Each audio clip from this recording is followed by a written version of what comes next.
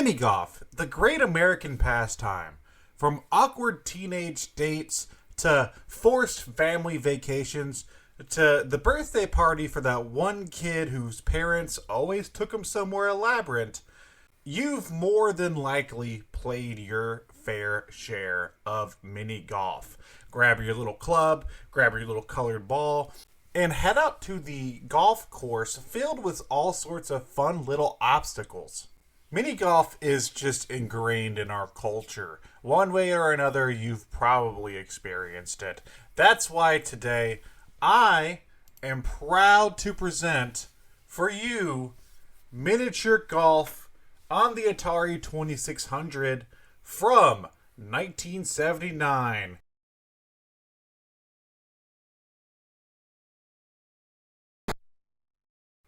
Yeah, what is this?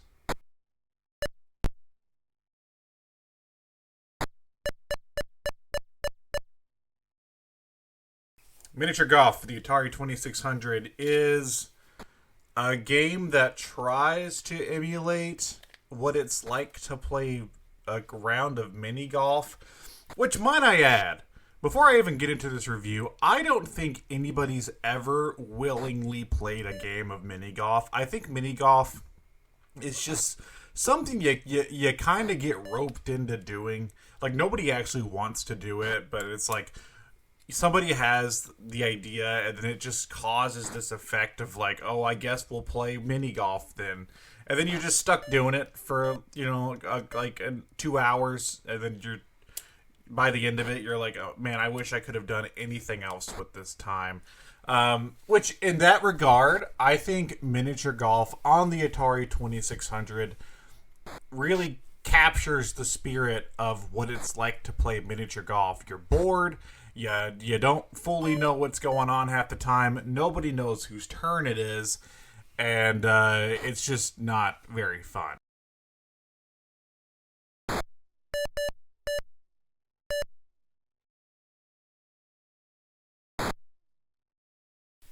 Miniature Golf on the Atari 2600 tries to be a game to emulate the miniature golf course style. So you have multiple different courses to play through with obstacles along the way. You want to get to the hole on the course with the lowest amount of swings. But if you just looked at the gameplay without knowing what the premise was, you wouldn't be able to tell that it was miniature golf because it looks like boxes hitting boxes around boxes. And I think that's my biggest complaint with this version of mini golf. I have many other complaints, but just the fact that there was no real effort in creating sprites. Like, look at some of the other Atari games from the time. Like, planes looked like planes, tanks looked like tanks. Even if they were simple and like rudimentary, you could tell like, oh, that's what that's supposed to be. Here, you just kind of look like everything's a box.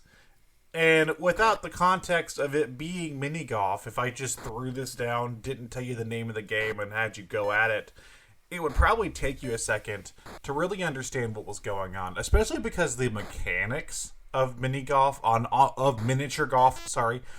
the 2600, are also kind of bad. In most golf games, even up through the NES, golf games usually have like a power meter and a way to judge a distance and how you want to hit your ball, and it all comes down to like a science almost. Not this game. Not miniature golf on the Atari 2600. Basically, you just wind your block back and you hit the smaller block that's the ball with your block, and it's good in theory. Like, you can kind of gauge how much how much oomph you're gonna give and what direction based on the angle. The biggest problem is that it doesn't always work the same way depending on where you are on the course. So if you are close to the edge of the golf course and you want to give it some power in the opposite direction to get yourself out of that area, good fucking luck, because your club or block or whatever it is that hits your ball can't go past the screen. So you're locked into a very small amount of power. So the best bet in those situations is to actually aim the opposite direction and bounce your ball off of the wall, which you could argue gives it some sort of strategy, but I could argue a lot of things. And what I'm arguing now is that that's just bad game design. If I have to find a workaround to playing miniature golf normally in your game about miniature golf, it's not a good miniature golf game.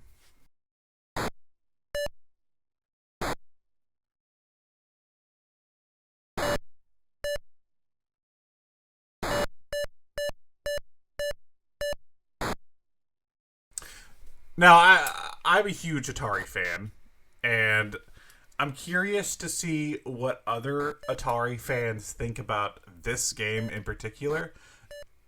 Am I wrong? Is miniature golf some sort of hidden gem for the 2600? I wouldn't think so, honestly. I think maybe the only people that have some sort of admiration for this game would probably be people that grew up playing it or have, you know, like associated feelings playing it with a friend or a family member.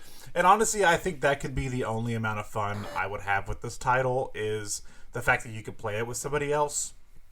I didn't do that because nobody's playing this with me, but if I had played it growing up with somebody else, I could see myself having an amount of fun.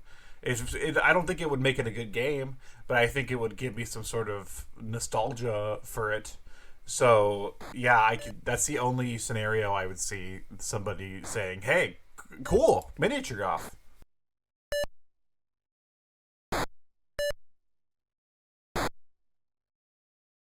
Miniature golf on the Atari 2600. Look at the cover. Just look at that. Look at the kids having fun and golfing. There's a windmill and palm trees. Great artwork. Shout out to Cliff Spoon. I think it's Spone. Cliff Spone for doing the amazing artwork here. But you look at that and then look at what we got. Yeah.